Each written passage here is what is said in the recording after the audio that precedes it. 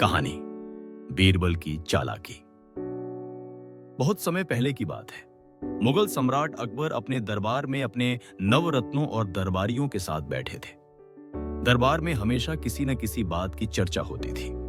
अकबर को बीरबल की चतुराई और हाजिर अजवाबी बहुत पसंद थी। लेकिन दरबार में कुछ ऐसे भी लोग थे जो बीरबल से जलते थे। वो हमेशा यही सोचते रहते थे कि कैसे बीरबल को गलत साबित किया जाए, कैसे अकबर के सामने बीरबल को नीचा दिखाया जाए।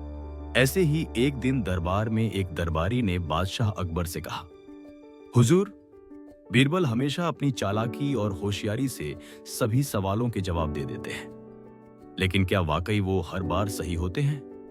क्या कभी वो भी गलती नहीं कर सकते? अकबर मुस्कुराए और बोले, बीरबल की चालाकी आज तक कभी मुझे गलत नहीं लगी, लेकिन अगर तुम्हें लगता है कि बीरबल को कोई मात दे सकता है तो कोशिश करके देखो। वो दरबारी मन ही मन बहुत खुश हुआ। उसने सोचा कि अब समय आ गया है बीरबल को हारने का। अगले दिन वो दरबारी दरबार में एक अजीब सी चीज लेकर आया। वो एक बहुत सुंदर लकड़ी का डिब्बा था जिसे उसने अच्छे से बंद कर रखा था। उसने अकबर से कहा, हुजूर, इस डिब्बे में कुछ रखा है। अगर बीरबल वाकई इतने समझदार हैं तो इन्हें बिना खोले ही बता देना चाहिए कि इस डिब्बे में क्या है। अगर बीरबल नहीं बता पाए तो साबित हो जाएगा कि वो भी कभी-कभी गलत हो सकते हैं। अकबर को यह खेल बहुत रोचक लगा। उन्होंने बीरबल की तरफ देखा और मुस्कुराते हुए कहा, बीरबल, अब देखता हूं तुम्हारी चालाकी। बताओ इस डिब्बे में क्या है? बीरबल ने बड़े ध्यान से उस डिब्बे को देखा। फिर उन्होंने दरबारी की आंखों में झांका और चारों तरफ बैठे दरबारियों के चेहरे पड़ने लगे। बीरबल ने मन ही मन सोचा, यह दरबारी बहुत चालाक है। जरूर इसने कोई ऐसी चीज छिपाई होगी जो दिखने में तो आम हो, लेकिन जवाब देना मुश्किल हो। थोड़ा सोचकर बीरबल बोले, हुजूर, क्या मुझे एक छोटा सा संकेत मिल सकता है? अकबर ने दरबारी से कहा, अगर तुम चाहो तो छोटा सा इशारा दे सकते हो। दरबारी ने हंसते हुए कहा, ठीक है, एक संकेत देता हूं। इसमें जो चीज है वह ना तो सोना है, ना चांदी, ना कोई गहना और ना ही कोई कपड़ा। बीरबल ने अब डिब्बे को नजदीक से सुना। डिब्बे को हिलाने पर अंदर से हल्की सी खड़खड़ाहट की आवाज आई। अब बीरबल को थोड़ा अंदाजा हुआ, लेकिन वो पूरी तरह से पक्का नहीं थे। बीरबल ने दरबारी से पूछा, क्या इसमें कोई जीवित चीज है? दरबारी ने मुस्कुराकर कहा, पता नहीं, आप ही बताइए। बीरबल ने धीरे से दरबार में बैठे सैनिक से कहा, एक प्याले में थोड़ा पानी लाओ। जब पानी आया तो बीरबल ने डिब्बे के पास रख दिया और कहा, अगर इसमें कोई जीवित चीज है तो पानी की खुशबू से शायद वो कुछ प्रतिक्रिया देगी। बीरबल ने डिब्बा फिर से हिलाया, लेकिन इस बार आवाज थोड़ी अलग थी।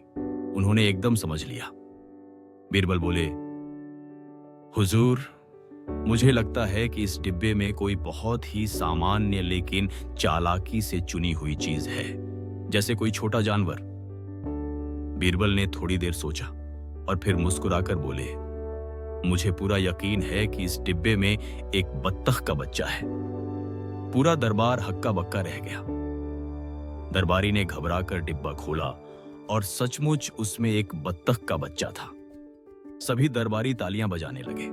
अकबर ने हंसते हुए कहा, वाह बीरबल, तुमने फिर से अपनी चालाकी से साबित कर दिया कि तुम्हारे जैसा कोई नहीं। लेकिन मुझे बताओ, तुम्हें कैसे पता चला? बीरबल ने मुस्कुराते हुए कहा, हुजूर, जब मैंने डिब्बा हिलाया तो जो आवाज आई वह कुछ हल्के और नर्म पैरों वाले जीव की थी। फिर जब मैंने पानी मंगवाया तो मैंने देखा कि डिब्बे के अंदर से बहुत हल्की सी आवाज आई है, जैसे कोई चीज पानी की गंध से उत्साहित हुई हो। मुझे लगा ये पानी से जुड़ा जीव हो सकता है। और जब दरबारी ने कहा कि यह न तो सोना, न चांदी, न कपड़ा है, तब मुझे यकीन हो गया कि यह जरूर कोई ऐसा जीव होगा जो अक्सर दिखाई देता है, लेकिन सवाल के हिसाब से सोच पाना मुश्किल होता है। बस मैंने अंदाजा लगाया कि बत्तख का बच्चा हो सकता है, और वही निकला। अकबर बहुत खुश हुए और उन्होंने बीरबल को इनाम में एक सोने की अंगूठी दी। दरबारी बहुत शर्मिंदा हुआ और उसने मान लिया कि बीरबल को हराना आसान नहीं है। शिक्षा, समझदारी और धैर्य से किसी भी मुश्किल सवाल का हल निकाला जा सकता है। बीरबल की चालाकी हमें सिखाती है कि घबराना नहीं चाहिए, बस सही समय पर सही सोच अपनानी चाहिए।